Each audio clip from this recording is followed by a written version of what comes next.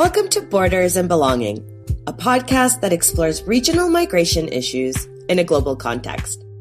This series is produced by CERC Migration in collaboration with Lead Podcasting. I'm Maggie Perzyna, a researcher with the Canada Excellence Research Chair in Migration and Integration Program at Toronto Metropolitan University. Today, we're turning our attention to people often described as digital nomads. Picture this, a small but steadily growing group of today's knowledge workers who've unshackled themselves from the traditional office. They're using technology not just to work, but to live life on their terms. These are the digital nomads, and their lifestyle is turning heads, raising questions. We'll delve deep into the changing nature of work, exploring why the problems of the new economy are compelling many to seek alternative work arrangements. It's not just about earning a paycheck. It's about crafting a life that blends work, travel, and freedom. In a moment, two esteemed researchers will help us unpack the changing work landscape and how digital nomads are impacting the local communities they visit.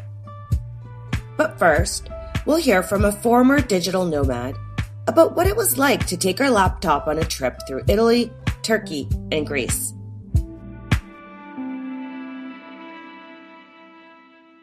Holly Vipond knew that she'd get homesick, so before she left her home in Canada, she prepared accordingly.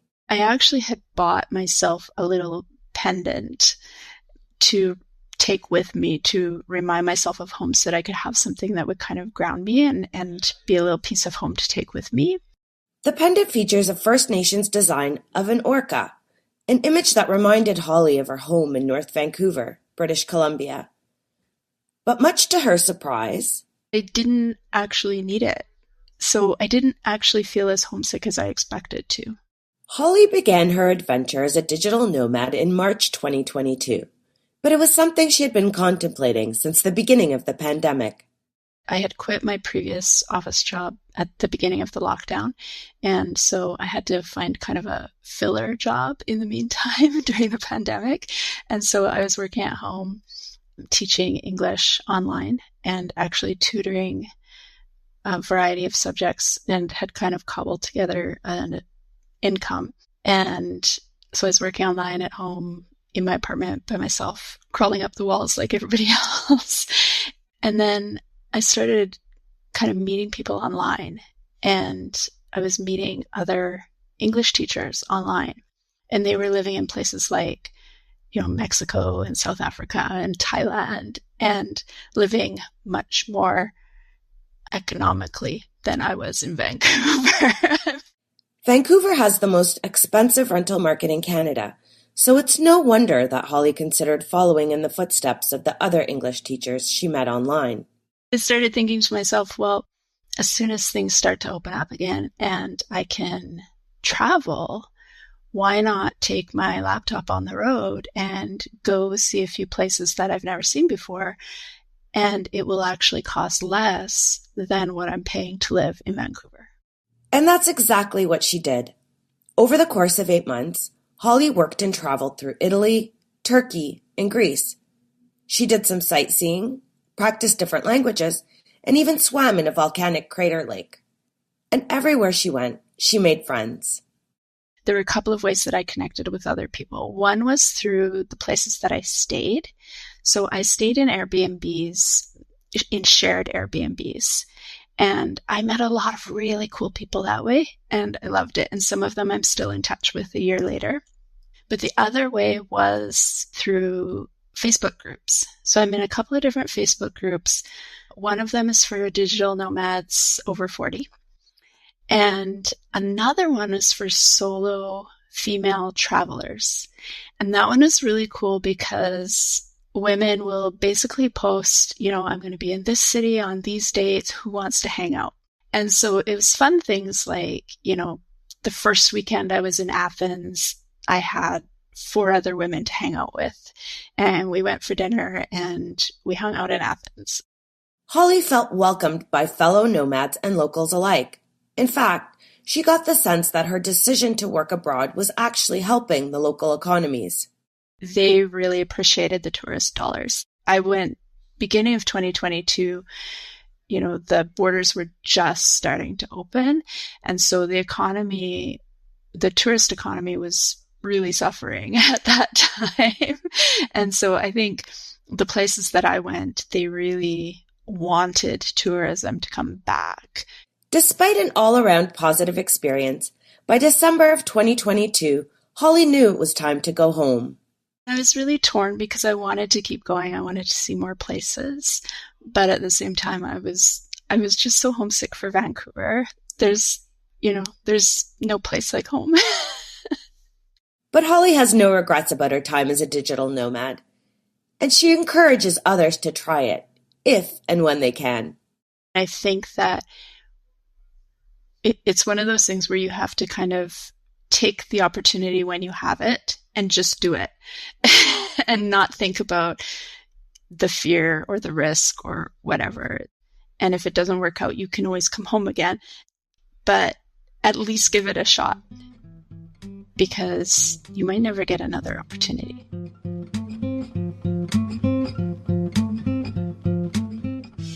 Thank you so much to Holly Vipond for sharing some of her experiences from her time as a digital nomad.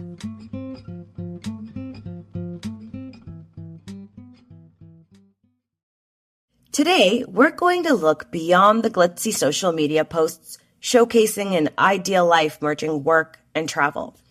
Joining me are Professor Anna Triandafyllidou and Dave Cook. Anne is the Canada Excellence Research Chair in Migration and Integration at Toronto Metropolitan University. Dave is a PhD researcher at University College London, conducting an 8-year study on the lives and work practices of those living a digital nomadic lifestyle. What defines a digital nomad? Anne? Well, it's not an easy phenomenon to define, but let's say it's someone who works, whose actually place of residence is different from their place of work. So normally a digital nomad lives in a country different than where he or she is working. In addition to that, the person is moving frequently. So there are, of course, disagreements about how frequently this should be, but let's say at least twice or 3 times in a year. So the person is moving locations. So let's say there are 2 defining elements. One is your place of work and place of residence are 2 different places in 2 different countries. And in addition, you don't stay put at your place of residence, but actually travel between countries. But as I said, this is a definition that can be adapted or can be kind of discussed, because some people say, so if I move within the same country, does this count?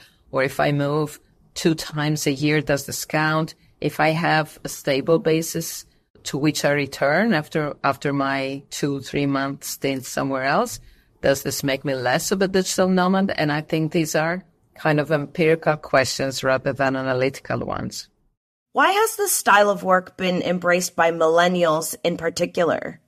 Ooh, good question. So I've been running an 8-year study, and I started my research in 2015. And back in those days, the earlier days of digital nomadism, most of my research participants were millennials. They were mainly in their 20s and their 30s. And they were working as what we sometimes call knowledge workers. So the kind of job categories were like writer, computer programmer.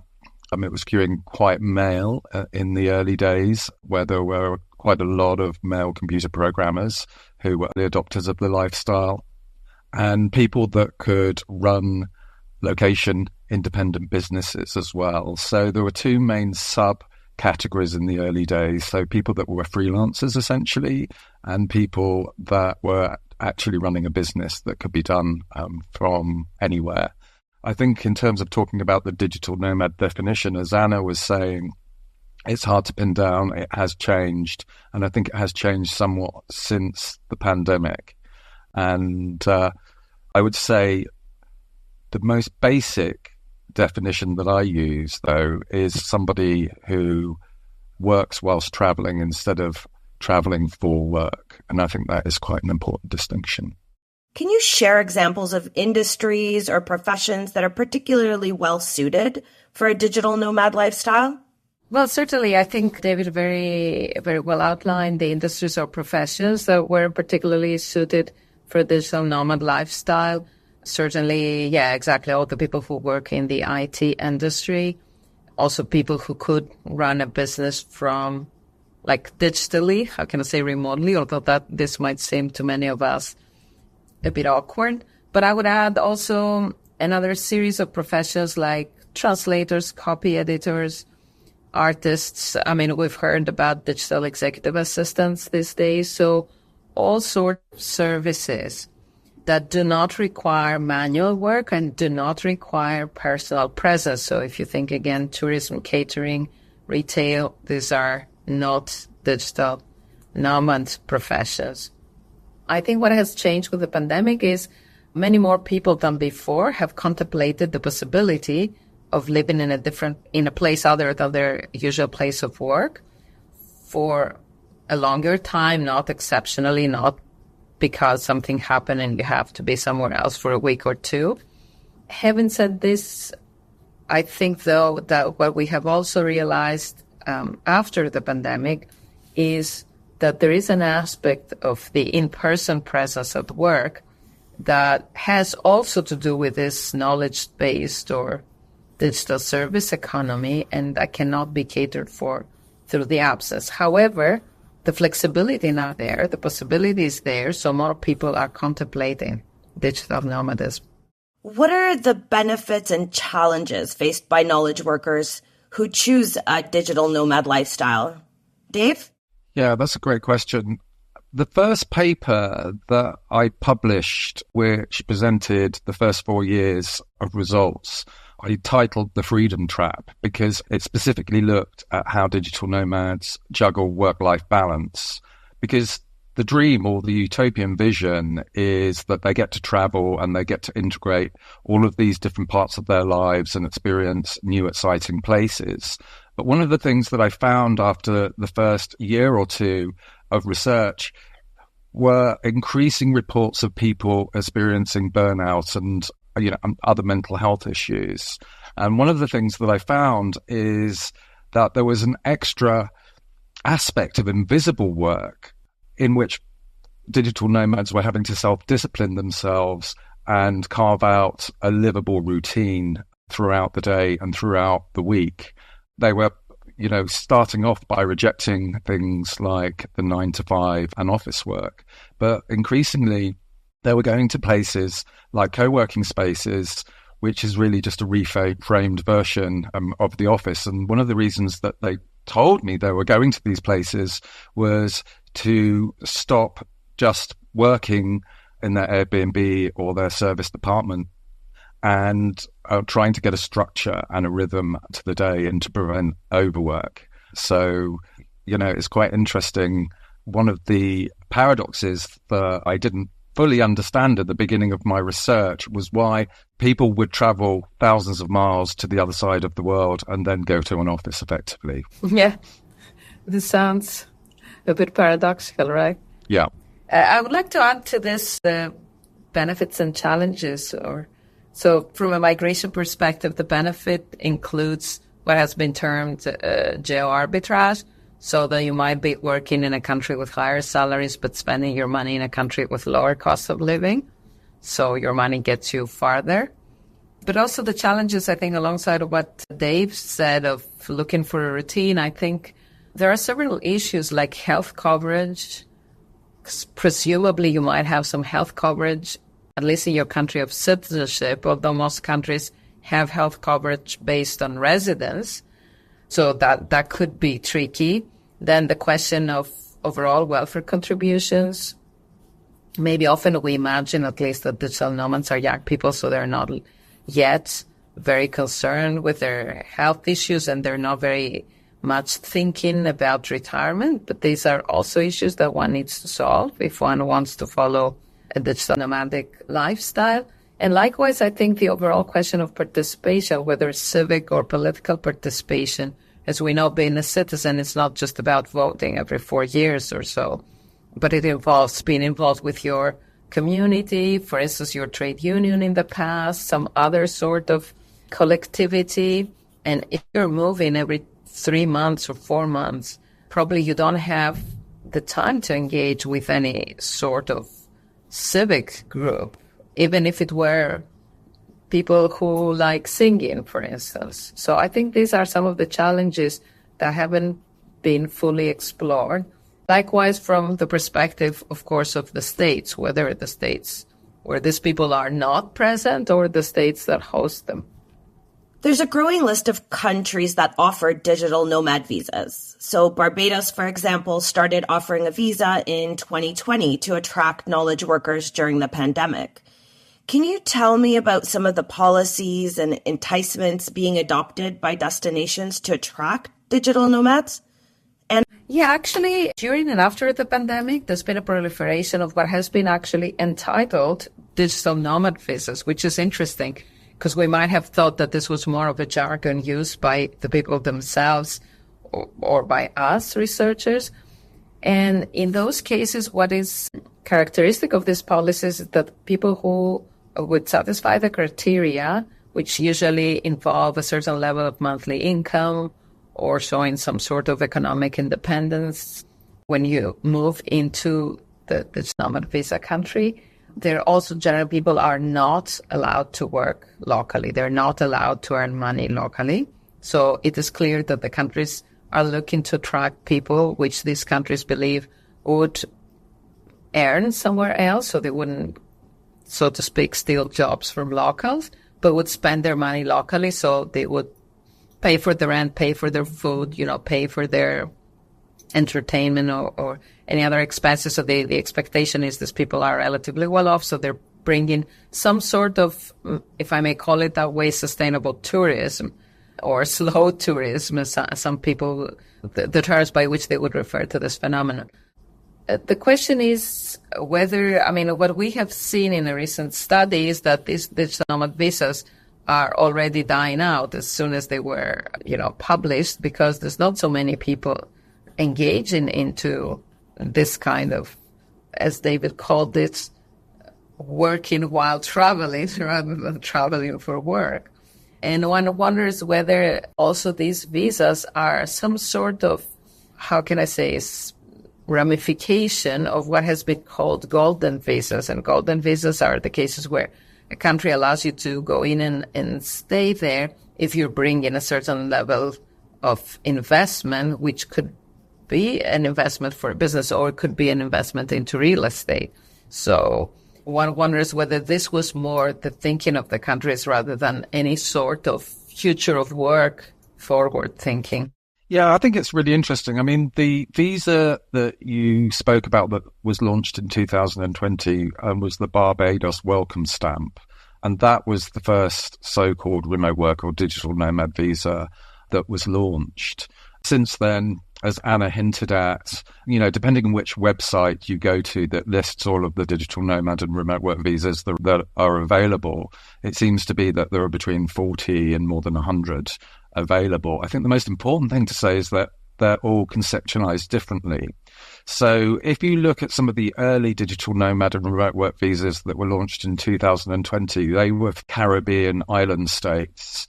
Now, these countries during the pandemic were suffering from under-tourism instead of over-tourism, so it was a knee-jerk reaction to that. But these countries also have a very long-established relationship with high net worth individuals. So if you look at some of their visas for the Caribbean island states, the monthly income that you need to apply for one is higher than, some European countries or Eastern European countries. So every country is conceptualizing themselves differently. And I think different governments have a different understanding of what a digital nomad is. I was called in to give some evidence to the UK government last year because there was a lot of noise about digital nomad visas, and they wanted to know if it was going to be a problem about taxing UK citizens if they left the country. And what I got from that encounter was a really strong sense about how much governments simply don't understand about this lifestyle. Sometimes when countries launch a digital nomad visa or a remote work visa, they are doing it as some kind of marketing exercise. And one of the things that's been really interesting is sometimes there's been this idea that a country might launch a digital nomad or a remote work visa. So in Bali, this happened and it was announced, and it was actually the tourist department that sent out the press release first, but it's actually immigration departments that have to implement these things. So it's really, really interesting to see this process of tourism and immigration being merged in some kind of way. And I don't really know the full ramifications of the questions that poses, but Anna was saying that quite a lot of digital nomad visas are kind of failing or, fading away. And I think it's because partly we don't have a very clear international definition of what a digital nomad is in the first place. And that's one of the reasons why I wrote my recent paper, What is a Digital Nomad? Because the motivation behind that was to try and get countries to talk to each other to have an agreed definition of what it was to be a digital nomad. Now, whether that happens or not is another question. So, David, your research has taken you to places that attract digital nomads. How do digital nomads influence the local communities they settle in? And what kind of impact does this have? Yeah. So my research has mainly been in Southeast Asia and Thailand. So I've been to other digital nomad locations such as Lisbon, but that's really where my expertise is. But what I would say is in terms of impacts on, local countries or host countries, I think you have to look at it on a location by location basis, because what's happening in Thailand is very different to what is happening in Portugal and Lisbon, for example. So just to give the Chiang Mai example, before the pandemic, when I was conducting research between 2015 and 2018, Chiang Mai was seen as digital nomad center, and some people were calling Chiang Mai the digital nomad capital of the world. But numbers of digital nomads were still quite small. So in terms of locals, they weren't really making a distinction between who was a digital nomad and who was a tourist. However, to digital nomads, they would spend quite a lot of effort and get quite agitated if you did refer to them as a tourist. And I've had some really interesting ethnographic conversations with digital nomads that spend a lot of effort into trying to make sure that you or the locals understand the distinction. And just to give an example, I was in a coffee shop in Chiang Mai, and a digital nomad was talking about the Wi-Fi speed and was saying to the Thai coffee shop owner, "I'm not a tourist, I'm a digital nomad, I'm working here, I'm staying for longer." And I went and spoke to that coffee shop owner afterwards, and I said, "What did you make of that conversation about this person saying that they weren't a tourist?" And the coffee shop owner said, "Well, they're staying for a short amount of time and they're all Farang. They go to the same places. The distinction didn't really matter so much to that specific coffee shop owner that I spoke to." And one of the things that I also say, because digital nomads are talking about trying to create more in-depth, meaningful connections with local communities by staying longer. And one of the things that nomads are talking about at the moment is dating locations. And in that respect, they're polyamorous. And when I speak to locals, they always get the sense that they're going to be left in some kind of way. It doesn't really matter if it's 2 weeks or 3 months. It's time limited. And there's only so much that you can absorb or contribute to a local culture even within 3 months. And then if you're staying longer than that and you're applying for a longer term visa, then you're kind of becoming an expat in some kind of way. But that is an interesting area to talk about, because digital nomads do talk quite a lot of giving back to local communities. I think we need to have some really meaningful conversations about how that would really happen in practice. From an academic perspective, digital nomadism disrupts traditional categories in some really interesting ways, like defining who is a migrant and who is a traveler. And you've invoked the concept of nomad land in your recent paper with Nick Dreher. How does this idea disrupt the notion of the nation state? Yeah, that's an interesting question. Well, I think following on the heels of what Dave just said, digital nomads might feel they are temporarily members of a community where they provisionally settle, but actually they don't settle, they just stay, but probably the locals think otherwise. And I think it is important to pay attention to the fact that different people in different sectors in the communities of destination will have different interests and different views towards this nomad. So someone who has a coffee shop or an Airbnb or a serviced apartment or a restaurant might welcome digital nomads a lot, but someone who is trying to rent an apartment at an affordable rent might, be really annoyed by the presence of digital nomads because they're driving locals out of the rental market. Someone who, for instance, live a much more sedentary life may not even notice that these digital nomads are there, except they're using, transportation. So I think it very much depends, again, and I think they've mentioned that, as to how many are the digital nomads at the local community. What kind of community is that? Because I think Chiang Mai is very different from Lisbon, which is a capital city with a very strong economy of its own, so doesn't expect to live off digital nomads. I think it is important to acknowledge the diversity of interests and views at the local community. And Maggie, you mentioned that as well in relation to kind of tourism and other related activity. For me, from migration and citizenship perspective, what I find most worrying, in a sense, is precisely this breakdown of the relationship between the individual and the community that digital nomadism implies. So you're not a member of any community except for this imagined digital community of digital nomads. And that has important repercussions for you.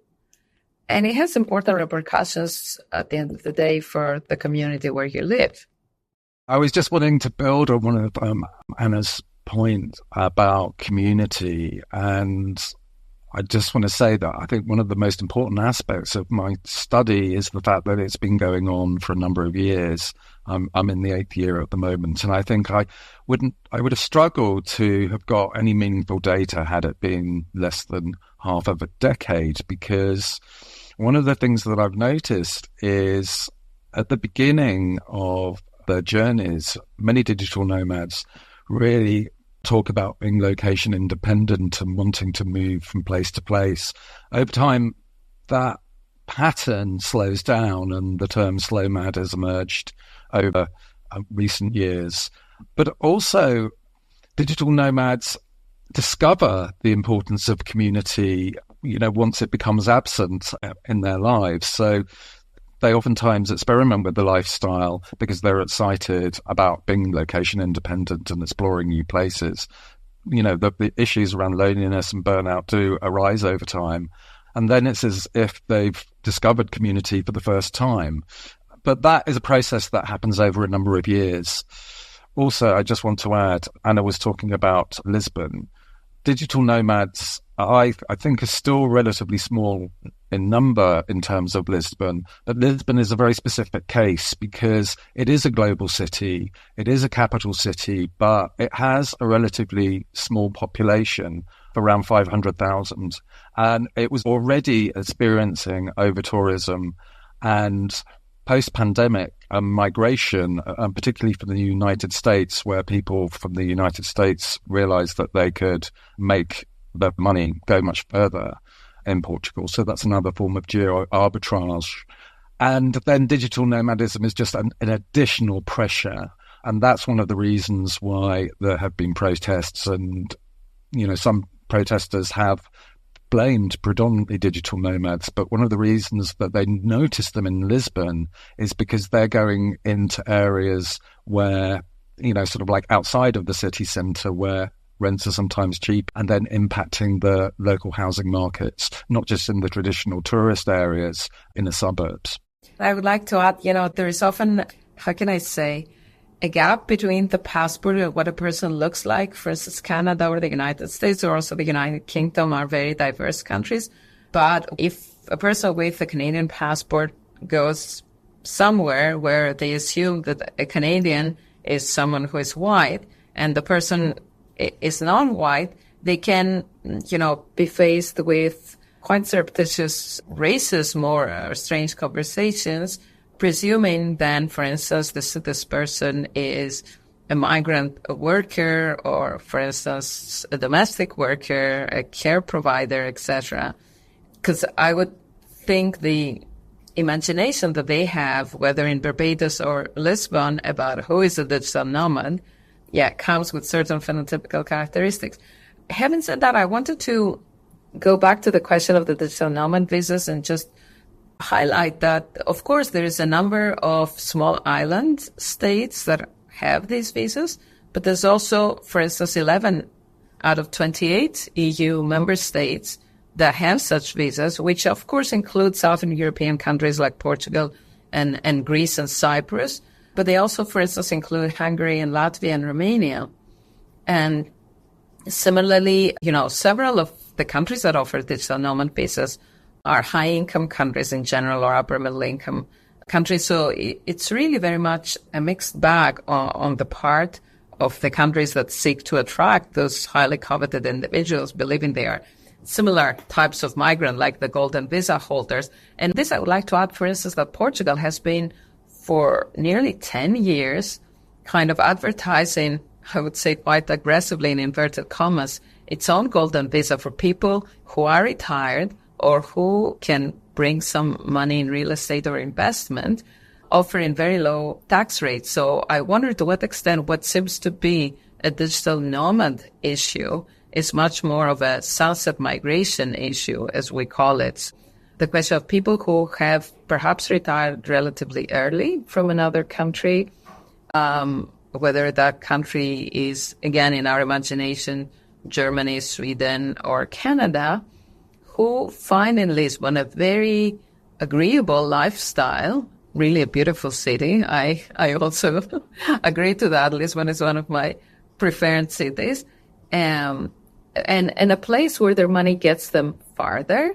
I think we need perhaps to look at digital nomad business and the overall phenomenon within a broader context of desirable non-working migration that has been emerging in the last few years. Yeah. I mean, definitely. I mean, a lot of the academic literature into digital nomadism comes under, what academics call lifestyle migration. And digital nomadism definitely does overlap with some of those. So when I was in Lisbon earlier this year, I was in Cascais and I was walking along the beach and I saw this really interesting cluster of people under sunbeds, and they had this big sign and they were celebrating their beginning of their FIRE lifestyle. And if you don't know what FIRE means, it means financial independence, retire early. And these people look to be in their 20s or early 30s. That's another kind of subcategory of lifestyle migration, or it's a type of lifestyle. And those kind of conversations do happen quite a lot in digital nomad visas. What was really interesting is I was looking at the people walking past and the people in the service industry serving them.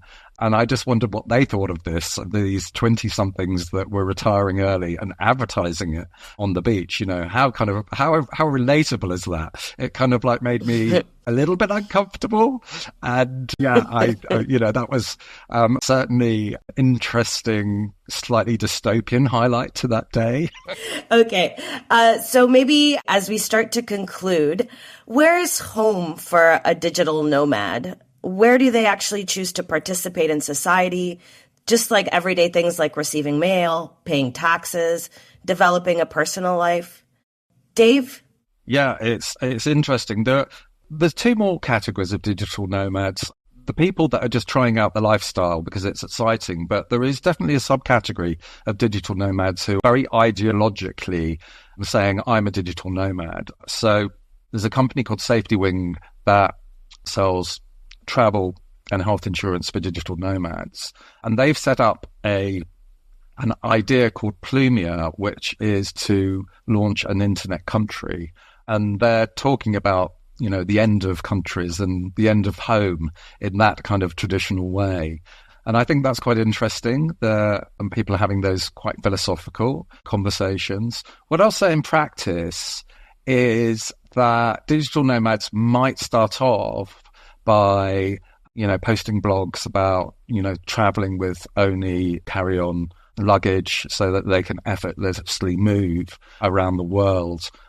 Some people kind of like blog about how little stuff they mean and they're practicing minimalism. But one of the things that I find over time is that they do accumulate more stuff. And, sometimes I find that digital nomads, if they have done quite well financially, suddenly I'll see a notification on Facebook with a post saying that, hey, I've just bought a house and isn't that great? So those kind of things do happen over time, but there definitely is an ideological rejection of this idea that I'm location independent or I own property. Digital nomads talk quite a lot about the subscription economy. So that's the fact that they can rent everything. Airbnb is a good example of that. But over time, believe me, that does change. Looking to the future, do you see this trend evolving or slowing down as more employers request at least part-time return to the office? Anna? I think this trend is not so much related to, return to the office for a broader category of workers. I think, yes, the pandemic made it something that more people can think about and can contemplate, even though the question of whether they take action is a big one. And that is generally a question in migration. Many people contemplate migration but don't do anything about it ever. So similarly, I think post-pandemic, many people think, oh, wouldn't it be nice if I could do this work from a nice countryside landscape or a beach? I think so. I think this relates more to kind of broader processes of socioeconomic transformation related also to the availability of technology that facilitates that. Personally, I don't think it will ever become a significant, in terms of quantitatively significant phenomenon. I think it will remain a bit like the fire, the early retirement migration and this phenomenon that will perhaps sparkle here and there.